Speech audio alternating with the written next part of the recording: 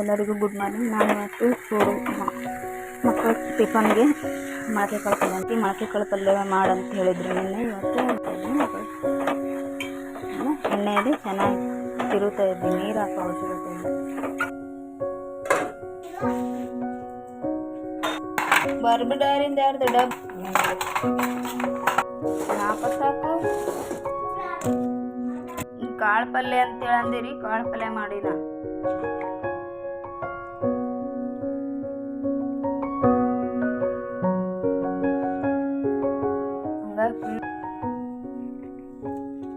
ಎಷ್ಟು 2-3 ಚಪಾತಿ ಇಟ್ಕೊಂಡಿರ್ತೀವಿ, ಅದನ್ನ ತಿನ್ನೋಕು ಡಬ್ಬಿ ಹಾಕಿ ಇನ್ನೊಂದು ಡಬ್ಬಿ ಹಾಕ್ತಾ ಇದ್ದೀನಿ. ಈ ಥರ ಮಡಕೆ ಕಾಳು ಪಲ್ಯನ ಚಪಾತಿ ಮಾಡಿದ್ದೀನಿ, ಮಡಕೆ ಕಾಳು ಪಲ್ಯ ಮಾಡಿದ್ದೀನಿ ಸೇರಿ ಈ ಥರ ಮಕ್ಕಳಿಗೆ ರೋಲ್ ಮಾಡಿ ತಿಂತಾರೆ ಚಪಾತಿ. ಈಗ ಇಲ್ಲಿ ನೋಡಿ ಎಷ್ಟು ನೀವು ತಿನ್ಲಾರ್ದ ಹಂಗೆ ತೊಗೊಂಬರೋ ಸಂಬಂಧ ಕೇಳುತ್ತೆ.